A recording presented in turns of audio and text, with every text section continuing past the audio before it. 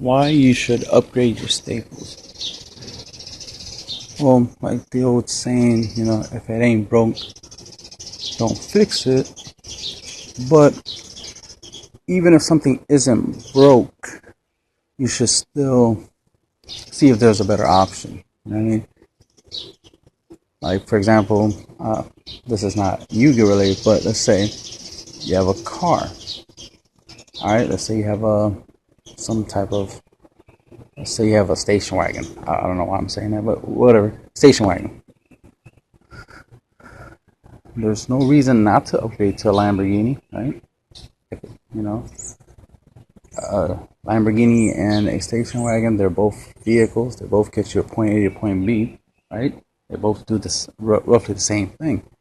One does that better than others because a station wagon has a decent amount of speed, but a Lamborghini has better speed, right? So those are the slight differences, among other things. So that's the reason to upgrade from a station wagon to a Lamborghini. Same goes for when you're upgrading your staples. There's cars that you like to play, or cars you always play, or cars that you see other people play. Other people recommend that you should play those specific cars. Like, let's say everybody says play Mirror Force in all your decks because it's a staple, or MST in all your decks is a staple. All right, there's a reason for them saying that, so you should give it a try. I don't try to say, hey, don't try something that obviously working or what other people say. Try it, but don't think that just because everyone in the world says you have to have Mirror Force in your deck, that you have to have Mirror Force in your deck. That as soon as you see someone else who is not playing Mirror Force in the deck, suddenly you feel like you gotta tell them they need to run Mirror Force or they're stupid. It's like, no, that's not the case. If they don't want to run Mirror Force in the deck, there's reasons for it. They don't need it, or it doesn't work well. It's not as staple or as must have as a lot of people like to think. Those people out there that use Mirror Force as what's that word? Compensate. They're trying to compensate for something. They play Mirror Force because they're trying to compensate for their lack of resource management, decision making, or not saying that your opponent can't just have like a 2 or 3 card combo and just swarm the field with a whole bunch of monsters and try to attack you for game. That can happen, and if you have the Mirror Force, good for you.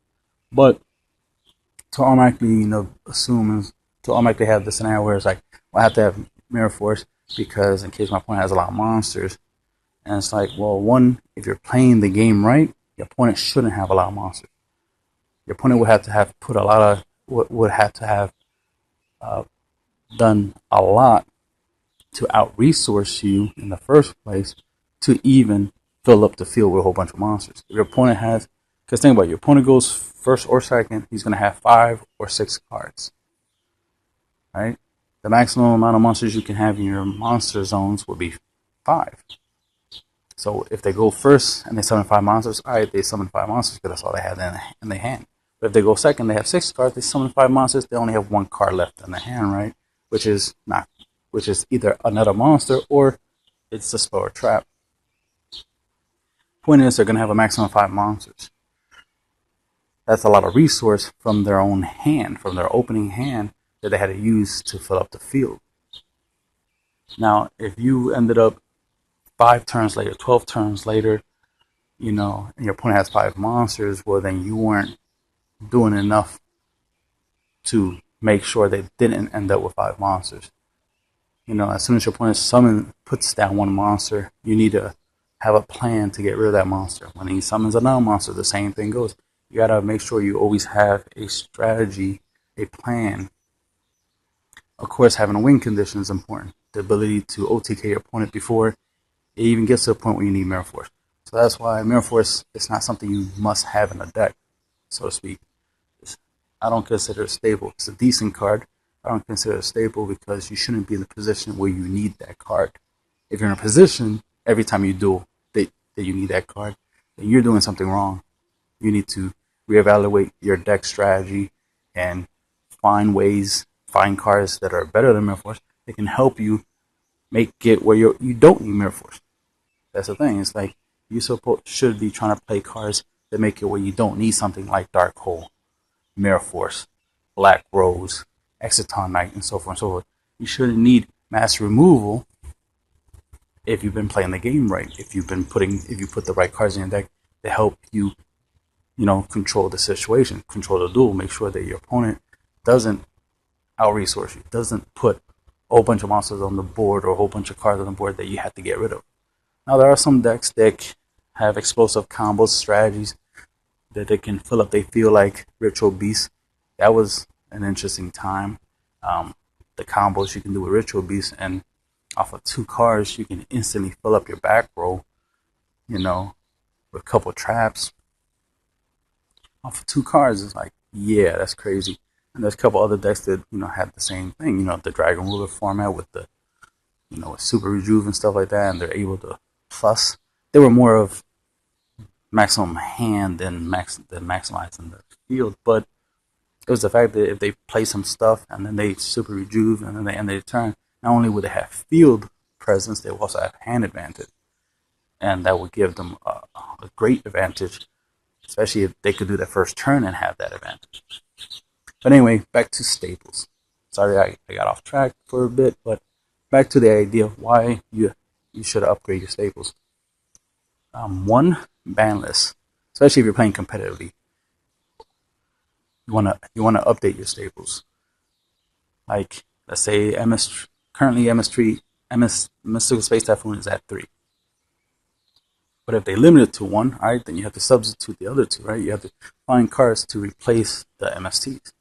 Granted, you can say, well, Twin Twister, I'll play Twin Twister.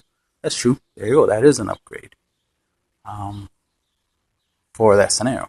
But let's just say MST doesn't get limited to 1.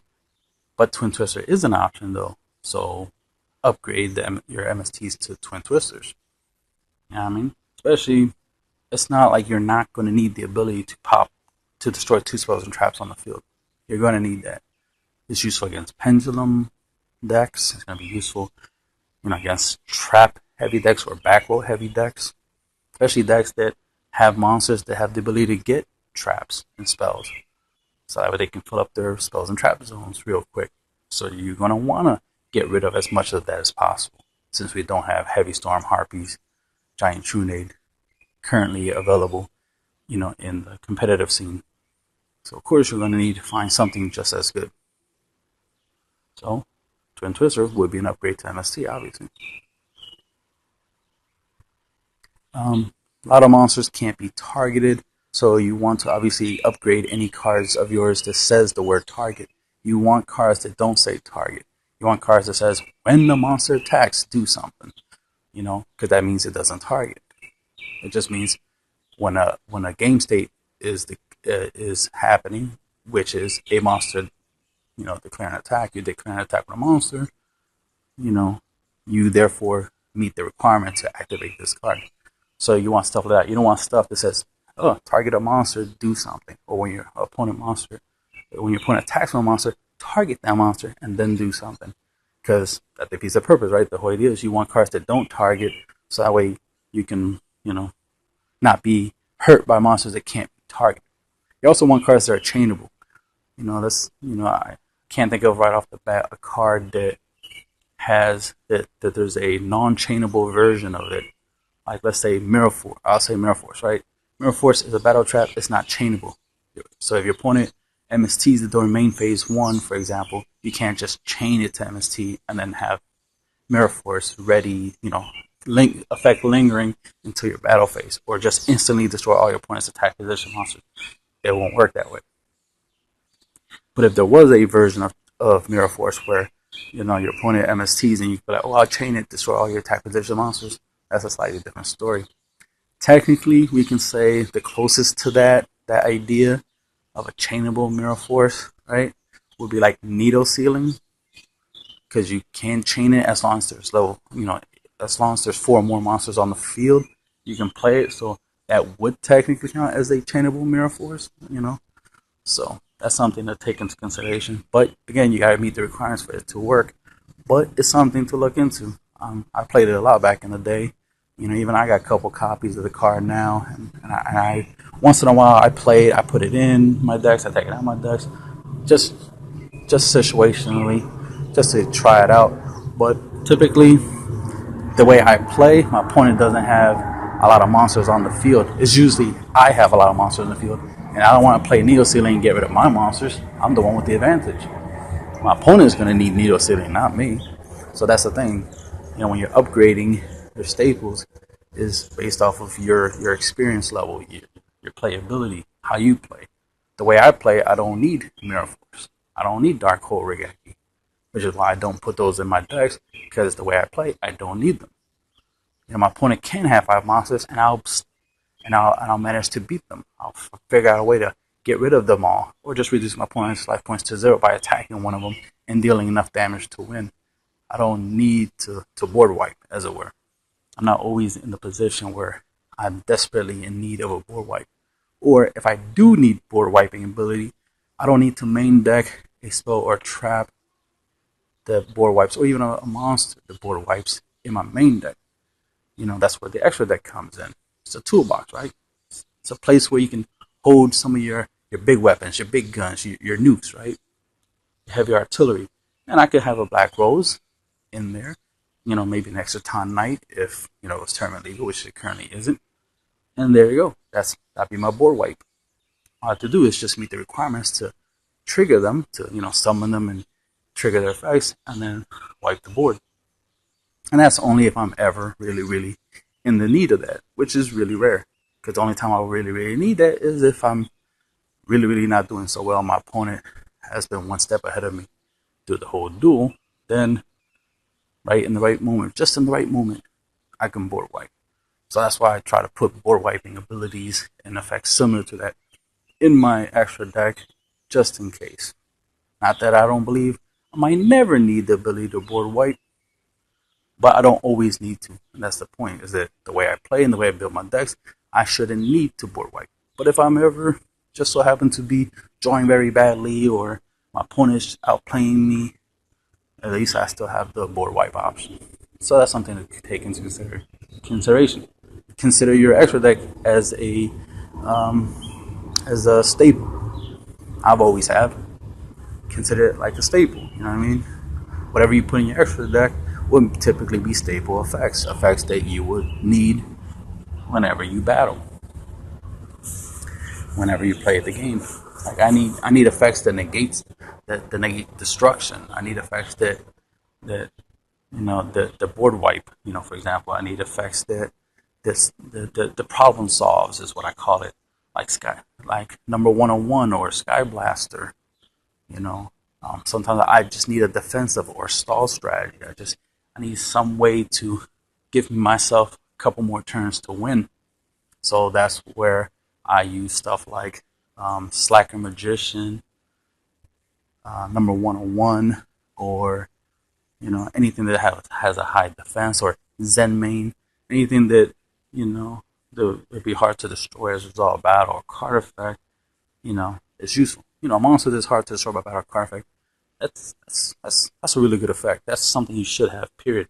Like you wish all your monsters had that effect, where it can't be destroyed by battle or card effect, or targeted, or just plain unaffected. You know what I mean? Not only can't be destroyed by, you want it to be, what you really want is for the monster to be unaffected by all your opponent's cards. You don't care. You have no problem if it is affected by your cards. But you definitely don't want it where it's affected by your opponent's cards, and you want it where it can't die by battle. Since your monster is unaffected by card effects, your opponent can't destroy your monster because it's unaffected by card effects.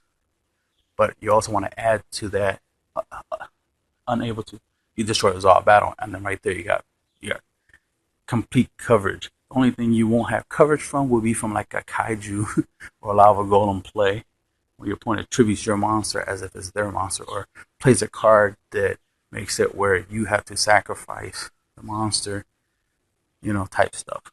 Effects that affect you directly and affects your monster indirectly.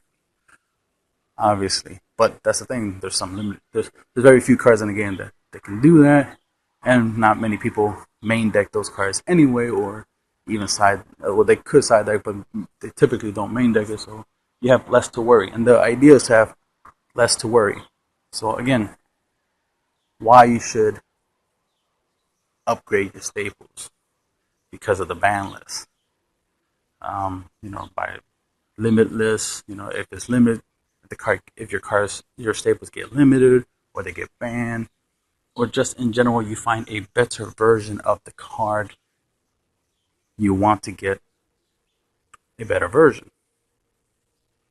That's the most typical reason for upgrading, is you want a better version. I talked long enough. This is the end of the video.